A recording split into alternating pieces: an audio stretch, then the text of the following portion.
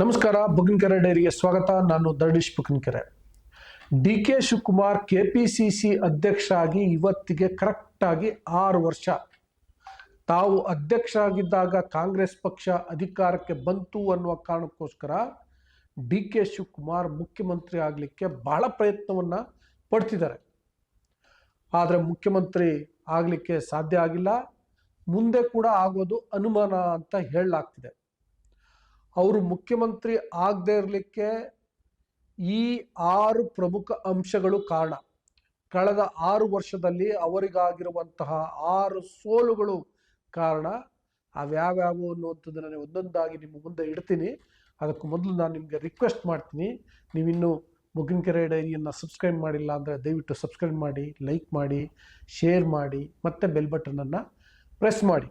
ವೀಕ್ಷಕರೇ, ಡಿ.ಕೆ. ಶಿವಕುಮಾರ್ ಅವರ ಮೊದಲ ಸೋಲು ಏನಂದ್ರೆ, ಇಲ್ಲಿಯವರೆಗೂ ಶಾಸಕರ ಬೆಂಬಲವನ್ನು ಗಳಿಸಲಿಕ್ಕೆ ಸಾಧ್ಯ ಆಗದೆ ಇರುವಂಥದ್ದು. ಮೊದಲು ಕೂಡ ಅವ್ರಿಗೆ ಗೊತ್ತಿತ್ತು ನನಗೆ ಶಾಸಕರ ಬೆಂಬಲ ಇಲ್ಲ ಅಂತ. ಸಿದ್ದರಾಮಯ್ಯ ಅವರಿಗೆ ಅತಿ ಹೆಚ್ಚು ಜನ ಶಾಸಕರು ಬೆಂಬಲಿಸ್ತಾರೆ ಅಂತ. ಆದರೂ ಕೂಡ ಇಷ್ಟು ದಿನದಲ್ಲಿ ಶಾಸಕರನ್ನ ಒಲಿಸ್ಕೊಳ್ಳುವಂಥ ಕೆಲಸವನ್ನು ಡಿ.ಕೆ. ಶಿವಕುಮಾರ್ ಮಾಡಲೇ ಇಲ್ಲ. ಎರಡನೆಯ ಸೋಲು ಅತ್ಯಂತ ಪ್ರಮುಖವಾದದ್ದು. ನಾನು ಯಾಕೆ ಅತ್ಯಂತ ಪ್ರಮುಖ ಅಂತ ಹೇಳ್ತಿದ್ದೀನಿ ಅಂದರೆ, ಡಿ.ಕೆ. ಶಿವಕುಮಾರ್ ಏನು ಹೇಳ್ತಿದ್ರು, ಸಿದ್ದರಾಮಯ್ಯ ಅವರಿಗೆ ಶಾಸಕರ ಬೆಂಬಲ ಇದ್ದರೆ ನನಗೆ ಹೈಕಮಾಂಡ್ ಬೆಂಬಲ ಇದೆ ಅಂತ ಹೇಳ್ತಿದ್ರು. ಎಲ್ಲಿ ಹೇಳ್ತಿದ್ರಪ್ಪ ಅಂದರೆ ಶಾಸಕರ ಮುಂದೆನೇ ಹೇಳ್ತಿದ್ರು. ಆದರೆ ಹೈಕಮಾಂಡ್ ನಾಯಕರಾದಂತಹ ಸೋನಿಯಾ ಗಾಂಧಿಯವರಾಗಲಿ, ರಾಹುಲ್ ಗಾಂಧಿಯವರಾಗಲಿ ಮತ್ತು ಪ್ರಿಯಾಂಕ್ ಗಾಂಧಿಯವರಾಗಲಿ ಡಿ.ಕೆ. ಶಿವಕುಮಾರ್ ಅವರ ಬೆಂಬಲಕ್ಕೆ ಬಂದಿಲ್ಲ. ಸೋಲು. ಮೂರನೇ ಸೋಲು ಏನು ಅಂದರೆ, ಅಧಿಕಾರ ಹಂಚಿಕೆಯ ಒಪ್ಪಂದ ಆಗಿದೆ ಅಂತ ನಂಬಿಸ್ಬೇಕು, ಬಿಂಬಿಸ್ಬೇಕು ಅಂತ ಡಿ.ಕೆ. ಶಿವಕುಮಾರ್ ಹಾಗೂ ಅವರ ಎಕೋಸಿಸ್ಟಮ್ ಬಹಳ ಪ್ರಯತ್ನವನ್ನು ಪಟ್ಟಿತ್ತು. ಆದರೆ ಸಾಧ್ಯ ಆಗಲಿಲ್ಲ. ನಾಲ್ಕನೆಯ ಸೋಲು ಏನಪ್ಪಾ ಅಂದರೆ, ಸಾಮಾನ್ಯವಾಗಿ ರಾಜಕಾರಣಿಗಳು ಅಧಿಕಾರ ಪಡ್ಕೊಳ್ಳುವ ಬೇಕಾದಂಥ ಸಂದರ್ಭದಲ್ಲಿ ತಮ್ಮ ಜಾತಿ ಅಸ್ತ್ರಗಳನ್ನು ಬಳಸ್ತಾರೆ. ಡಿ.ಕೆ. ಶಿವಕುಮಾರ್ ಕೂಡ ಬಳಸುವಂಥ ಪ್ರಯತ್ನವನ್ನು ಮಾಡಿದರು, ಆದರೆ ಸಕ್ಸಸ್ ಆಗಲಿಲ್ಲ. ಒಕ್ಕಲಿಗರಲ್ಲಿ ಈಗಲೂ ಕೂಡ ಎಚ್.ಡಿ. ದೇವೇಗೌಡ ಮತ್ತು ಕುಮಾರಸ್ವಾಮಿ ನಾಯಕತ್ವವನ್ನು ಒಪ್ತಾರೆ ಹೊರತು ಡಿ.ಕೆ. ಶಿವಕುಮಾರ್ ನಾಯಕತ್ವವನ್ನು ಒಪ್ಪಲ್ಲ ಅನ್ನೋದು ಈಗ ಗೊತ್ತಾಗ್ಬಿಟ್ಟಿದೆ. ಒಂದು ರೀತಿ ಬಹಿರಂಗ ಆಗ್ಬಿಟ್ಟಿದೆ. ಅವರು ಸ್ವಾಮೀಜಿ ಕೈಲಿ ಹೇಳ್ಸುವಂಥ ಪ್ರಯತ್ನವನ್ನು ಮಾಡಿದರು, ಅದು ಕೂಡ ವರ್ಕೌಟ್ ಆಗಲಿಲ್ಲ. ಸಮುದಾಯದ ಬೇರೆ ಯಾರು ಡಿ.ಕೆ. ಶಿವಕುಮಾರ್ ಬಗ್ಗೆ ಮಾತಾಡಲಿಲ್ಲ. ಇದರಿಂದಾಗಿ ಡಿ.ಕೆ. ಶಿವಕುಮಾರ್ ಅವ್ರಿಗೆ ಒಕ್ಕಲಿಗರಲ್ಲೇ ಬೆಂಬಲ ಇಲ್ಲ ಅನ್ನೋದು ಸಾಬೀತಾಗೋಯ್ತು. ಐದನೆಯ ಸೋಲು ಏನು ಅಂತಂದ್ರೆ, ಡಿ.ಕೆ. ಶಿವಕುಮಾರ್ ಕೊಟ್ಟ ಕುದುರೆಯನ್ನ ಸಮರ್ಥವಾಗಿ ಏರಿಲ್ಲ, ನಿಭಾಯಿಸಿಲ್ಲ. ಅಂದರೆ ಅವರಿಗೆ ಸಿಕ್ಕಂತಹ ಜಲಸಂಪನ್ಮೂಲ ಖಾತೆ ಮತ್ತು ಬೆಂಗಳೂರು ನಗರಾಭಿವೃದ್ಧಿ ಖಾತೆಗಳನ್ನು ಸಮರ್ಥವಾಗಿ ನಿಭಾಯಿಸಿಲ್ಲ ಅನ್ನೋದು ಈಗ ಗೋಡೆ ಬರಹದಷ್ಟು ಸ್ಪಷ್ಟವಾಗಿ ಕಾಣಿಸ್ತಿದೆ.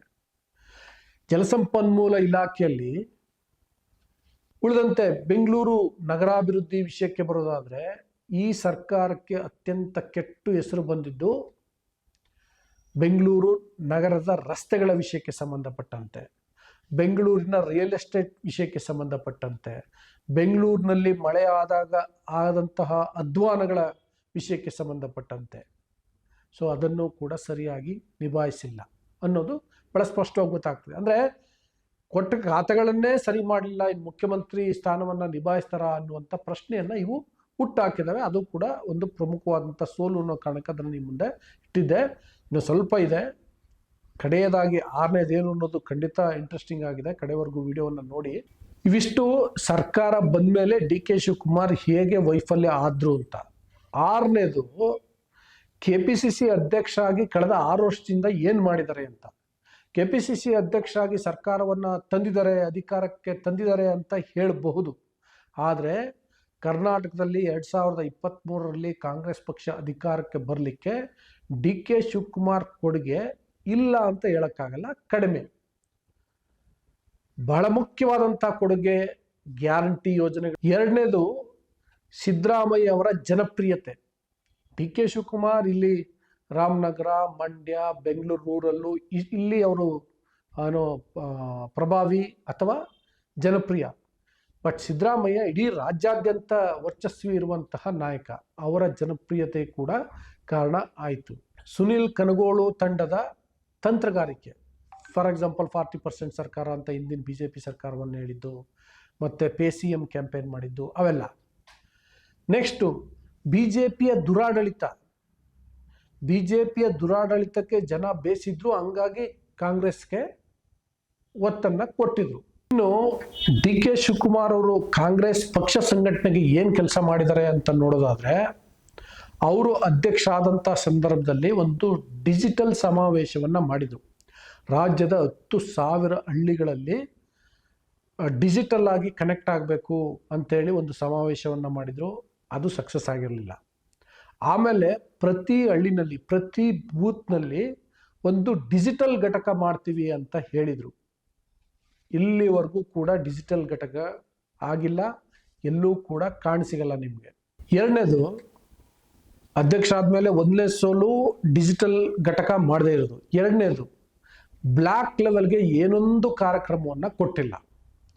ನೋಡಿ, ಬೂತ್ ಮತ್ತು ಬ್ಲಾಕ್ ಅನ್ನುವಂಥದ್ದು ಬಹಳ ಮುಖ್ಯವಾದಂತಹ ಸಂಗತಿಗಳು. ಅವೆರಡೂ ಸಕ್ರಿಯವಾಗಿದ್ದರೆ, ಕೆಲಸ ಮಾಡಿದ್ರೆ, ಅಸೆಂಬ್ಲಿ ಚುನಾವಣೆ ಇರಲಿ ಅಥವಾ ಪಾರ್ಲಿಮೆಂಟ್ ಚುನಾವಣೆ ಇರಲಿ, ಯಾವುದೇ ಪಕ್ಷಕ್ಕೆ ದೊಡ್ಡ ಮಟ್ಟದ ಬೆಂಬಲ ಸಿಗುತ್ತೆ ಮತ್ತು ಒಂದು ಸ್ಟ್ರೆಂತ್. ಆದರೆ ಬೂತ್ ಲೆವೆಲ್ಗೆ ಅಥವಾ ಬ್ಲ್ಯಾಕ್ ಲೆವೆಲ್ಗೆ DK ಶಿವಕುಮಾರ್ ಏನೊಂದು ಕಾರ್ಯಕ್ರಮವನ್ನು ಕೊಟ್ಟಿಲ್ಲ ಕಳೆದ 6 ವರ್ಷದಲ್ಲಿ. ಮೂರನೇದು, ಚುನಾವಣೆಗೂ ಮುನ್ನ ಪ್ರಿಯಾಂಕಾ ಗಾಂಧಿ ಅವರನ್ನು ಕರೆಸಿ ಇದೇ ಬೆಂಗಳೂರಿನ ಅರಮನೆ ಮೈದಾನದಲ್ಲಿ ನಾ ನಾಯಕಿ ಎನ್ನುವಂಥ ಒಂದು ಕಾರ್ಯಕ್ರಮವನ್ನು ಮಾಡಿದರು. ಮತ್ತು ನಾ ನಾಯಕಿ ಎನ್ನುವ ಹೆಸರಿನಲ್ಲಿ ನಾಯಕಿಯರನ್ನು ಹುಟ್ಟಾಕ್ತೀನಿ ಅಂತೇಳಿ ಅದಕ್ಕೊಂದು ಸಮಿತಿಯನ್ನು ಮಾಡಿದರು. ಆದರೆ ಒಬ್ಬರು ಮಹಿಳಾ ನಾಯಕಿಯರನ್ನು ಹುಟ್ಟಾಕಿದಂಥ ಉದಾಹರಣೆ ಇಲ್ಲವೇ ಇಲ್ಲ. ಅದರ ಬದಲಿಗೆ ಕವಿತಾ ರೆಡ್ಡಿ ಎನ್ನುವಂತಹ ಭಾಳ ಸಕ್ರಿಯವಾಗಿದ್ದಂತಹ ಕಾರ್ಯಕರ್ತೆಯನ್ನು ಪಕ್ಷದಿಂದ ಹೊರಕ್ಕೆ ಹಾಕಿದ್ರು. ನಾನು ಒಂದು ಎಕ್ಸಾಂಪಲ್ ಕೊಟ್ಟೆ ಅಷ್ಟೇ. ನಾಲ್ಕನೇದು, AICC ಹಲವಾರು ಹೋರಾಟಗಳನ್ನು ಕೈಗೆತ್ಕೊಂಡಿದೆ. ಒಂದನ್ನು ಕೂಡ ಸ್ಥಳೀಯ ಕಾಂಗ್ರೆಸ್ ಮುನ್ನಡೆಸಿಲ್ಲ, ಮುಂದುವರಿಸಿಲ್ಲ.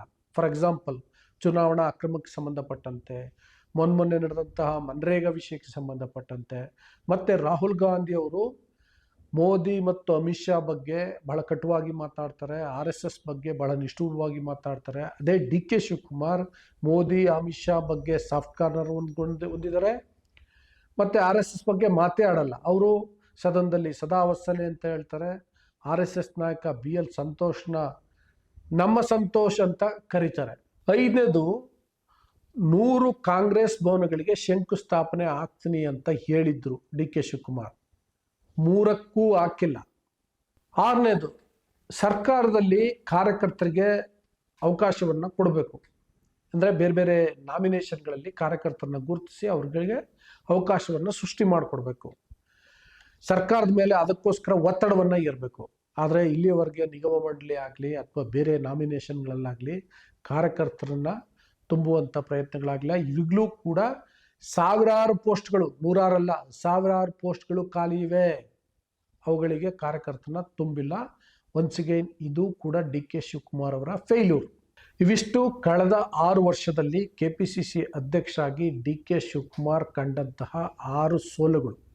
ಅದೇ ಕಾರಣಕ್ಕೆ ತಮ್ನೇಲಿನಲ್ಲಿ ಪಾಪ DKC ಅಂತ ಪದ ಬಳಸಿರೋದು. ಇದು ಹೊರತುಪಡಿಸಿ ಇನ್ನೂ ಒಂದಷ್ಟು ಸೋಲು ನಿಮ್ಗೆ ಕಾಣ್ಬೋದು. ಅದನ್ನು ನೀವು ಕಮೆಂಟ್ ಬಾಕ್ಸಲ್ಲಿ ತಿಳಿಸಿ. ಮತ್ತು ಇದೇ ಕಾರಣಗಳಿಗೋಸ್ಕರ ಮುಖ್ಯಮಂತ್ರಿ ಆಗಿಲ್ಲ ಅನ್ನೋದು ನನ್ನ ಅಭಿಪ್ರಾಯ. ನಿಮಗೆ ಬೇರೆ ಅಭಿಪ್ರಾಯ ಇರ್ಬೋದು, ಅದನ್ನು ಕಮೆಂಟ್ ಬಾಕ್ಸಲ್ಲಿ ತಿಳಿಸಿ. ಜೊತೆಗೆ ಬಕ್ಕನ್ ಡೈರಿಯನ್ನು ಇನ್ನೂ ಸಬ್ಸ್ಕ್ರೈಬ್ ಮಾಡಿಲ್ಲ ಅಂದರೆ ದಯವಿಟ್ಟು ಸಬ್ಸ್ಕ್ರೈಬ್ ಮಾಡಿ, ಲೈಕ್ ಮಾಡಿ, ಶೇರ್ ಮಾಡಿ, ಬೆಲ್ ಬಟನನ್ನು ಪ್ರೆಸ್ ಮಾಡಿ. Thank you.